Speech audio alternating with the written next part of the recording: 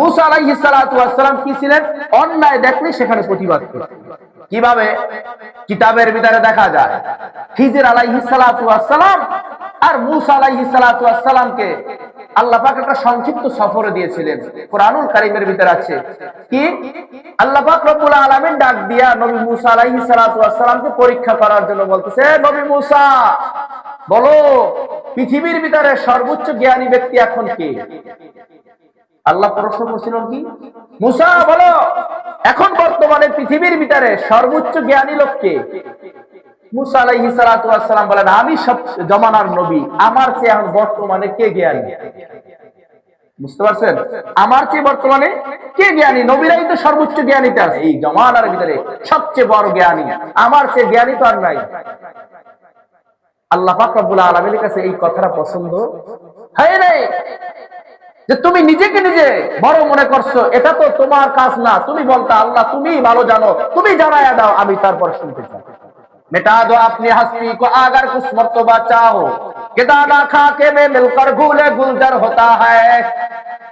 নিজের ভিতরে যদি এলেম থাকে, মানুষ দূর থেকেই বলবে অমুকের ভিতরে এলেম আছে, কথার ভিতরে রসকস আছে, কথার ভিতরে ওয়েট আছে। আর নিজেকে নিজে যদি বড় পণ্ডিত্য করার জন্য নিজের ঢোল নিজে বাজায়, তাহলে কইব কি এটা নিজেরটা নিজে কয়, এর মতো গন্ধ মূর্খ দ্বিতীয় আর একটা না, নিজের ঢোল নিজে পিটায়। মুসা আলাইহিস সালাতু ওয়াস সালাম বলেন, আল্লাহ বর্তমানে যখন আমি নবী, জামানার নবী আমি, আমার চেয়ে বড় জ্ঞানী আর কেউ নাই। আল্লাহ বলেন, আমার কাছে পছন্দ হয় নাই, তোমার চেয়েও বড় জ্ঞানী পানির ভিতরে আমি আল্লাহ লুকায়া রাখছি। সুবহানাল্লাহ, তোমার চেয়েও বড় জ্ঞানী আমি আল্লাহ পানির ভিতরে লুকায়া রাখছি। তোমার জ্ঞান যেখানে শেষ, তার জ্ঞান সেখানে শুরু, আর তার জ্ঞান যেখানে শেষ। বলে আল্লাহ তাহলে সেই জ্ঞানীকে তার সাথে সাক্ষাৎ করতে চাই। মুসা আলাইহিস সালাতু ওয়াস সালাম ভুল বুঝতে পারছেন, নবী তো, সাথে সাথে আল্লাহ আমি তার সাথে সাক্ষাৎ করতে চাই, তার থেকে আমি ইলম গ্রহণ করতে চাই।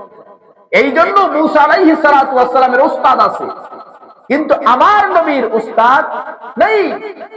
এই জন্য আমার নবী উম্মি, আর মুসা আলাইহিস সালাতু ওয়াস সালাম উম্মি না। বুঝতে পারছেন? মুসা আলাইহিস সালাতু ওয়াস সালামের উস্তাদ কে? খিজির আলাইহিস সালাতু ওয়াস সালাম, আরেকজন নবী। আর আমার নবীর উস্তাদ সরাসরি কে? আল্লাহ। আর পিয়ন কে? জিবরাইল আলাইহিস সালাতু ওয়াস সালাম। মুসা আলাইহিস সালাতু ওয়াস সালামকে আল্লাহ পাঠিয়ে দিলেন, যাও অমুক নদীর মাঝখানে যাবা, দেখবা সেখানে একজন লোক বসা আছে, তার সাথে তুমি সাক্ষাৎ করবা। কোরআনের কয়েক জায়গায় ঘটনা আছে। মুসা আলাইহিস সালাতু ওয়াস সালাম গেলেন, গিয়া দেখতেছেন একজন মানুষ বোরকা মানে সাদা কাপড় পরে বসে নদীর তীরে। মুসা আলাইহিস সালাতু ওয়াস সালামের একটা নিদর্শন আল্লাহ পাক রব্বুল আলামিন দিয়েছেন, তুমি মাছ ভাজি করে নিয়ে যাবা, যেখান থেকে মাছ যাতা হয়ে পানির ভিতরে কি নদীর ভিতরে দেখবা যাবে, ওই রাস্তা থেকে সেই লোকটা বের হবে। কিছু দূর যাওয়ার পরে ক্ষুধা লাগবে, আল্লাহ ভুলাই দিয়েছে।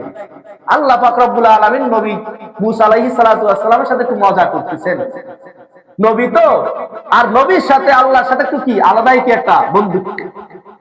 কিছুক্ষণ পরে যাওয়ার পরে নবী মুসা আলাইহিস সালাতু ওয়াস সালামের খাদেম ছিল আরেকজন নবী ইউশা ইবনে নূন।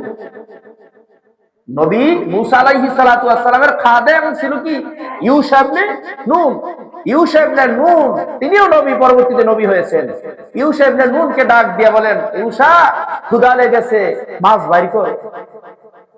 মাছ যখনই টোপলার ভিতরে হাত দিয়েছেন দেখে মাছ নাই, তখন ইউসুফ ইবনে নূন বলতেছেন, নবী মাছ তো অমুক জায়গা থেকে নদী থেকে চলে গেছে, আমরা তো অনেক দূরে আসছি, কিন্তু আপনাকে যে বলবো কথাটা আমার স্মৃতি থেকে আল্লাহ মুছে দিয়েছে। বলে চলো সেখানেই যেতে হবে, আমার সফর ওইখানে, এখানে না। যাই দেখতেছেন সাদা কাপড় দিয়ে মোড়ানো একজন বৈশা, সালাম দিলেন, সালামের জবাব দিলেন। জবাব দেওয়ার পরে বলতেছেন, আপনার সাথে আমি একটু থাকতে চাই, জ্ঞান শিক্ষা গ্রহণ করতে চাই। তখন খিজির আলাইহিস সালাতু ওয়াস সালাম ডাক দিয়া কয়, মুসা তোমার মাথা এমনি গরম, আমার সাথে থাকতে পারবে না, আগেই যাও। আর তুমি উল্টা পাল্টা করবা, ওটা আমি সহ্য করতে পারবো না, তোমার মাথা গরম এমনি গরম, তা তুমি আমার সাথে সফরে যেতে পারবা না। আল্লাহ বলতেছেন কোরআনের ভিতরে, বলাইতেছেন কার মুখ দিয়া? খিজির আলাইহিস সালাতু ওয়াস সালাম। ওই ঘটনাটা আল্লাহ পাক রব্বুল আলামিন ধারাবাহিক কোরআনের ভিতরে ব্যাখ্যা করেছেন। খিজির আলাইহিস সালাতু ওয়াস সালাম বলেন, মুসা তোমার মাথা গরম, তুমি আমার সাথে বেশি দিন থাকতে পারবে না।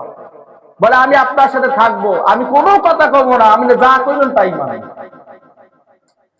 বাচ্চা ঠিক আছে চলো, চলতেছে। তিনটা ঘটনা বলবো তারপরে শেষ। অসংখ্য তিনটা ঘটনা এখানে আসছে ছোট্ট ছোট্ট। কিছুক্ষণ যাওয়ার পরে নদী পার হইতেছেন। খিজির আলাইহিস সালাতু ওয়াস সালাম তার লাঠি দিয়ে নৌকাটাকে ছিদ্র করে দিলেন। মূসা আলাইহিস সালাতু ওয়াস সালাম রাগ হয়ে বলতেছেন, এই কামটা কি আপনি করলেন? হ্যাঁ, এটা কি ভালো কাম করলেন যে আমাদেরকে বিনা টাকায় নদী পার করায় দিল, আর তার নৌকাটাকে আপনি ছিদ্র করে দিলেন? এটা কি কাজের মতো কাজ করলেন? মূসা আলাইহিস সালাম রাগ হয়ে গেছে, চোখ গরম হয়ে গেছে। সাথে সাথে বলছেন, যাও যাও ধরা খাও, আমার থেকে দূরে চলে যাও, বলছিলাম না আমার সাথে তুমি থাকতে পারবা না। আবার মাফ চাইছে, ঠিক আছে আপনার থেকে জ্ঞান শিক্ষা করতে চাই, কিন্তু আমাকে মাফ করে দেন। সামনের দিকে হাঁটতেছে, কিছু দূর হাঁটার পরে দেখতেছে সুন্দর একদম টকবক একটা শিশু, খুব সুন্দর দেখতে। খিজির আলাইহিস সালাতু ওয়াস সালাম ধরে তার মাথাটা আলাদা করে দিয়েছে, কতল করে দিয়েছে। সাথে সাথে মূসা আলাইহিস সালাতু ওয়াস সালাম বলছে, এর আগে তো একটা অপরাধ করেছেন ছোট, এরা কি একটা কাজের মতো কাজ করেছে, একটা বাচ্চাকে হত্যা করলেন? আপনি মানুষ নাকি অন্য কিছু? এটা আমি মূসা সহ্য করতে পারবো না, একটা বাচ্চাকে হত্যা করলেন। খিজির আলাইহিস সালাতু ওয়াস সালাম বলেন, আমার থেকে ভাগো, আমি বলছিলাম প্রথমে বলছিলাম তুমি আমার সাথে থাকতে পারবে না, কারণ তোমার মাথা গরম। আবার মাফ চাইলেন, বলতেছেন আপনার কাছে আল্লাহ পাঠাইছেন, থাকতে বলছেন, আমি যদি দূর হয়ে যাই তাহলে আল্লাহ আমার উপরে বেজার হবে। মাফ চাইছেন, চলো। চলতেছে, কিছু দূর যাওয়ার পরে দেখতেছে একটা দেওয়াল, পুরানো দেওয়াল ভেঙে যাইতেছে। কিন্তু যাওয়ার আগে ওই গ্রামে ঢোকার পরে মানুষের কাছে খাবার চাইছিল। মানুষ বলতেছে, আমরা নিজেরাই খাইতে পারি না, তোমাকে কি খাবার দেবো? তোমরা তো একজন না তিনজন, তোমাদেরকে কি খাবার দিব? ইউশা ইবনে নুন কোনো কথা বলে না, কারণ আছে কে?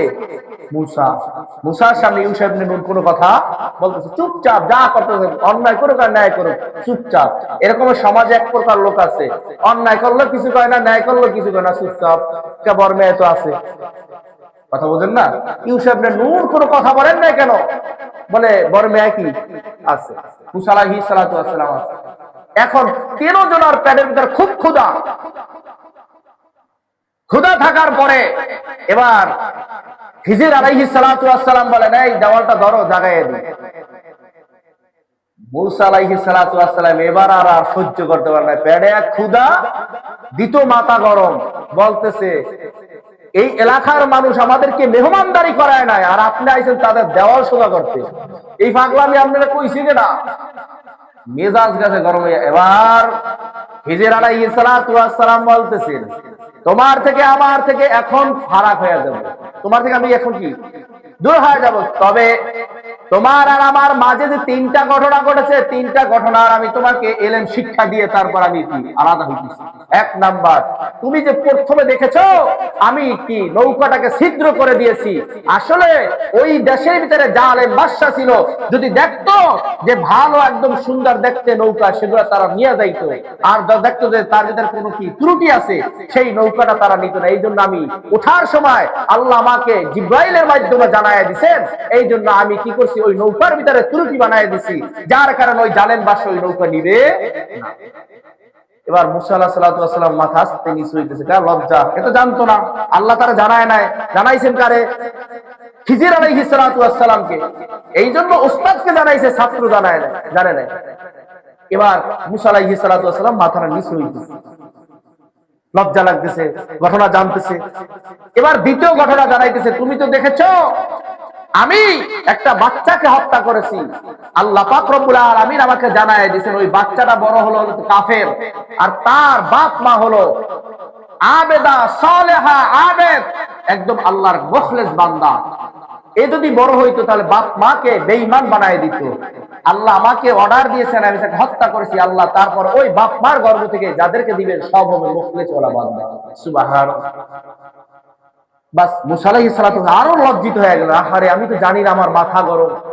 3 নাম্বার ঘটনা, এ মূসা, এই গ্রামের মানুষ আমাকে আপ্যায়ন করায় নাই, তোমাকে আপ্যায়ন করায় নাই, তোমার খাদেমকে আপ্যায়ন করায় নাই, মাথা গরম হয়ে গেছে, দেওয়াল তুমি ঠিক করো নাই, জানো এই দেওয়ালের নিচে গুপ্ত ধন আছে, সম্পদ আছে, এর বাপ মা দুনিয়ার ভিতরে নাই, দুইটা এতিম সন্তানের গুপ্ত ধন আল্লাহ এই দেওয়ালের ভিতরে লুকায় রাখছে।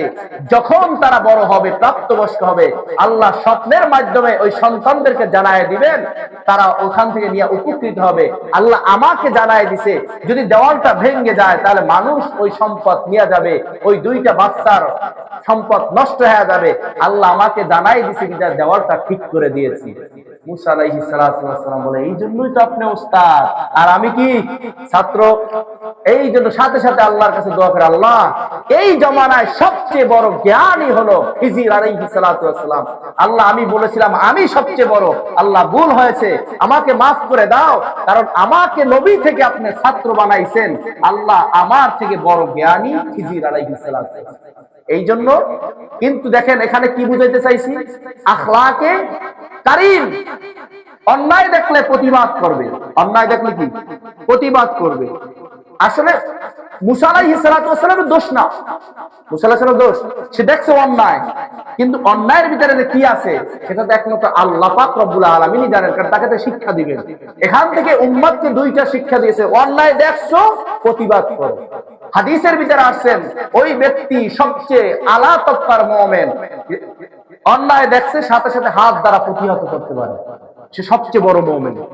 এটা ছিল ওমর রাদিয়াল্লাহু তাআলার একটা সিফাত, এটা ছিল মুসা আলাইহিস সালামের সিফাত, অন্যায় দেখছে সাথে সাথে বাস এটা। আর দ্বিতীয় হলো, তুমি অন্যায় দেখছো কিন্তু প্রতিহত করতে পারো না, তারে মুখ দ্বারা কি করো, বলো ভাই এই কাজটা অন্যায় করিও না। তৃতীয় নাম্বার হলো, তাও যদি না পারো, নবী বলে তুমি সবচেয়ে